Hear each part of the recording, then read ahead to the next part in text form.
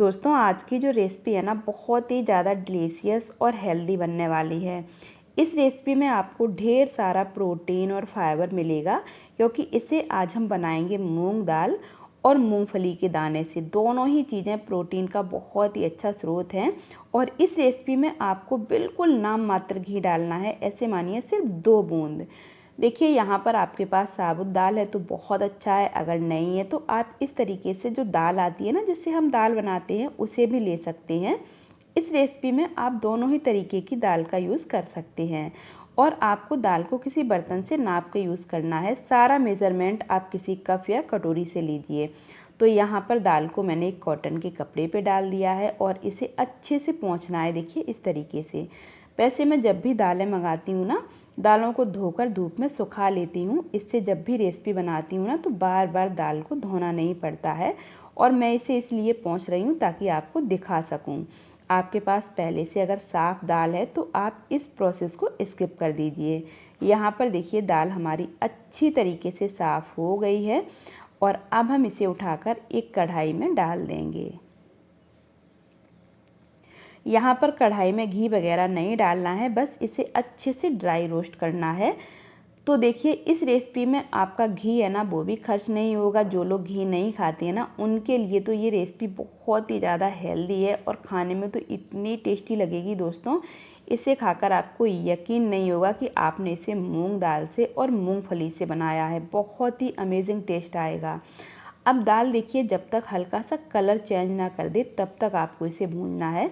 Flame को लो to medium रखिए और इसे कंटिन्यू चलाते रहिए और थोड़ी देर के बाद आप देखेंगे, देखिए दाल यहाँ पर हमारी अच्छे से भुन जाएगी। इसका कलर है ना वो भी हल्का सा चेंज हो जाएगा। इस स्टेज पर इसमें देखिए सिर्फ 2 से 3 बूंद घी जाएगा, इससे ज़्यादा नहीं। अगर आपको ये भी नहीं डालना है तो आप इसे स्किप कर दीजिए। घी मैंने सिर्फ इसलिए डाला है, घी डालने से जब हम दाल भूनेंगे ना तो इसमें बहुत ही अच्छा सौंधा सा टेस्ट आएगा इसलिए। और घी डाल के सिर्फ 2 मिनट के लिए लो फ्लेम पर दाल को और भूंज लेंगे। दोस्तों आप ये बताइए आपको मेरे चैनल पर कौन कौन सी रेसिपी सबसे ज़्यादा अच्छी लगती हैं, और अगर आपको आज की रेसिपी थोड़ी भी पसंद आ रही हो तो वीडियो देखते देखते एक लाइक शेयर कर दीजिए। अब यहाँ देखिए दाल जैसे ही हल्की सी भुन जाएगी ना, आप इसमें से एक दाना उठाइए और दांत के बीच में रख के टेस्ट कीजिए। आपको अच्छे से समझ में आ जाएगा कि दाल भुन चुकी है। और वैसे भी हमें दाल का जो कलर है ना अच्छे से नज़र आ रहा है कि ये भुन गई है। तो अब हम इसे उतार लेंगे और उतार के इसे एक थाली या प्लेट में ट्रांसफ़र कर लेंगे और इसे हल्का सा फैला देंगे ताकि ये अच्छी तरीके से जल्दी से ठंडी हो जाए। अब यहाँ पर देखिए मैंने सेम कढ़ाई ले ली है और इसमें मैं डाल रही हूँ आधा कप मूंगफली के दाने। आप दाने थोड़े से कम ज़्यादा भी ले सकते हैं। मूंगफली के जो दाने होते हैं ना इनमें ढेर सारा प्रोटीन होता है दोस्तों। तो आप इस तरीके से जब रेसिपी बनाएंगे ना तो बहुत ही गज़ब की रेसिपी बनेगी।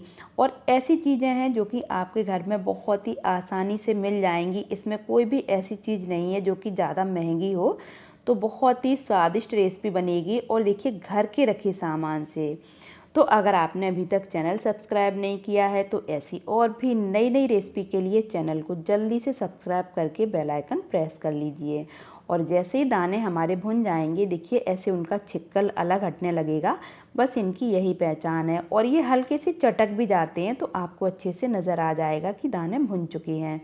अब इन्हें एक प्लेट में निकाल लेंगे और दाने को हल्का सा ठंडा होने देंगे। जब ये ठंडे हो जाएंगे तो इन्हें ऐसे देखिए हाथों से रगड़ रगड़ के इनके ऊपर का जो छिक्कल है ना वो सारा हटा देंगे। और अगर आपके पास पहले से भुने हुए दाने रखे हैं तो आप उन्हें भी ले सकते हैं, आपको ऐसे भूनने की ज़रूरत नहीं पड़ेगी। अब यहाँ देखिए जो दाने हैं ना इनका सारा छिक्कल हट गया है, मैंने इन्हें फटक के साफ़ कर लिया है। अब क्या करेंगे, एक मिक्सी का जार ले लेंगे और इसमें सारे दाने डाल देंगे। आप चाहें तो इस प्रोसेस को खलबट्टे में भी कर सकते हैं और इन्हें दरदरा सा पीसना है, एकदम फाइन पाउडर नहीं बनाना है। देखिए ऐसे थोड़े से बड़े बड़े टुकड़े रहना चाहिए, तभी हमारी रेसिपी खाने में अच्छी लगेगी। दानों का जो क्रंच है ना जब मुंह में जाएगा ना बहुत ही गजब का लगता है। और अब सेम जार में हम डालेंगे ये मूंग दाल। ये भी अच्छी तरीके से ठंडी हो गई है तो जब ये पूरी तरीके से ठंडी हो जाए तभी आपको इसे पीसना है। और जब आप इसे पीसेंगे ना, आपको ऐसा लगेगा ये हल्की सी दरदरी है, तो आपको बिल्कुल भी घबराना नहीं है। ये ऐसे ही रहती है, थोड़ी सी सूजी की तरह, जैसे जो बारीक वाली सूजी होती है ना, उसी की तरह इसका दाना रहता है। तो अगर आपको इसमें ऐसा लगे थोड़े बड़े बड़े टुकड़े हैं तो आप इसे छान लीजिए, लेकिन मुझे नहीं लग रहा है, मुझे ऐसा लग रहा है ये एकदम महीन पिसी हुई है। अब यहाँ मैंने देखिए दोबारा से कढ़ाई ले ली है और इसमें मैं डाल रही हूँ 1 कप गुड़। गुड़ को मैंने यहाँ पर क्रश करके लिया है। आप चाहें तो यहाँ पर गुड़ का पाउडर ले सकते हैं, चीनी ले सकते हैं या मिश्री ले सकते हैं, लेकिन सेम क्वांटिटी में लेना है। और जितना हमने गुड़ लिया है ना, उसका 2 गुना यानी कि डबल पानी डालेंगे। तो पानी की जो क्वांटिटी है ना, यानी कि पानी का मेज़रमेंट सेम ही रहेगा। आप चीनी डालें, गुड़ का पाउडर डालें या फिर मिश्री डालें, पानी आपको डबल क्वांटिटी में ही डालना है। अब हम इसे अच्छे से मेल्ट करेंगे। यहाँ पर कोई हमें चाशनी वगैरह नहीं बनाना है, सिर्फ इसे चलाते रहना है और तब तक चलाना है जब तक कि गुड़ हमारा अच्छी तरीके से घुल ना जाए। और अगर आपको ऐसा लगे गुड़ में थोड़ा बहुत कचरा है तो आप इसे छान लीजिए।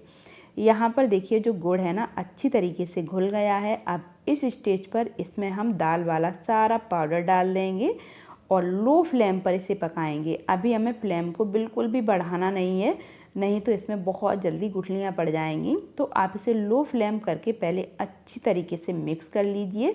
उसके बाद आप इसे धीमी आंच पर ही पकाइए, क्योंकि धीरे धीरे ये दाल फूलेगी और जो सारा पानी है ना वो एब्जॉर्ब। तो अभी मैं इसे देखिए ऐसे ही चलाती जा रही हूँ और धीरे धीरे आप देखेंगे दाल यहाँ पर हमारी गाढ़ी होने स्टार्ट हो जाएगी। अब हम फ्लेम को लो करके इसे ऐसे ही छोड़ देंगे और जिस बर्तन में हमें इसे सेट करना है ना, उसे हम घी से अच्छी तरीके से ग्रीस कर लेंगे। तो मैंने एक ट्रे ले ली है, इस पे बटर पेपर लगा दिया है। आप चाहें तो नॉर्मल कागज़ लगाकर उस पर भी घी लगा के ऐसे ग्रीस करके रख सकते हैं। और इधर देखिए जो दाल है ना, इसमें मैं डाल रही हूँ थोड़ा सा डेसिकेटेड नारियल और साथ में सारी ये मूँगफली डाल देंगे। टेस्ट इतना गजब का आएगा दोस्तों, यकीन मानिए जब आप बनाएंगे ना तभी आपको पता चलेगा।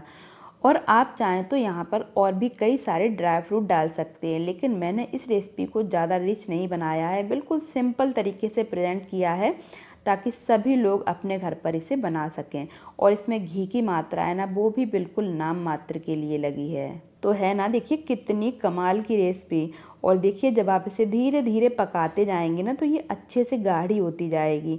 और आपको मैं एक बात बताना भूल गई, आप इस रेसिपी को किसी भारी तले के बर्तन में ही बनाइए।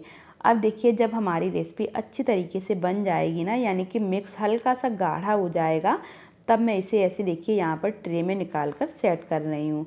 और इसे आपको ऐसा नहीं है फ्रिज में रखना है या 2-4 घंटे के लिए छोड़ना है, सिर्फ आधे घंटे के लिए आपको इसे छोड़ना है। और आधे घंटे में ही ये अच्छी तरीके से सेट हो जाती है, तो ज़्यादा समय भी नहीं लगता है। पूरी रेसिपी को बनाने में मुश्किल से 15 से 20 मिनट का समय लगेगा, इससे ज़्यादा नहीं लगेगा। अब आधे घंटे के लिए ऐसे ही छोड़ देंगे और आधे घंटे के बाद देखिए यहाँ पर ये अच्छी तरीके से सेट हो गई है। तो अब इसे निकाल लेंगे और जो बटर पेपर मैंने इसमें लगाया है ना, इसे अलग हटा देंगे। और अब इसे हम कट करेंगे। तो जैसे पीस आपको कट करना है ना, उस तरीके से आप इसके पीस छोटे बड़े जैसे शेप में कट करना है आप कर सकते हैं। मैं तो यहाँ पर इसे स्क्वायर शेप में कट कर रही हूँ। और देखिए मेरे कट करने से ही आपको अच्छे से समझ में आ रहा होगा, देखिए कितने आसानी से ये कट रही है, इतनी सॉफ्ट बनी है ये मिठाई दोस्तों। आप भी अपने घर पर जब बनाएंगे ना तभी आपको पता चलेगा। और इसमें हमने जो मूंगफली के दाने डाले हैं ना, उसका तो इतना अच्छा क्रंच आता है ना, जब मुंह में जाती है ना, बहुत ही गजब का टेस्ट आता है। तो एक बार मेरे कहने से आप इसे ज़रूर से बनाइए और अगर रेसिपी पसंद आई हो तो लाइक शेयर कर दीजिए। मिलते हैं एक और ऐसी नई रेसिपी के साथ, तब तक के लिए बाय बाय, टेक केयर।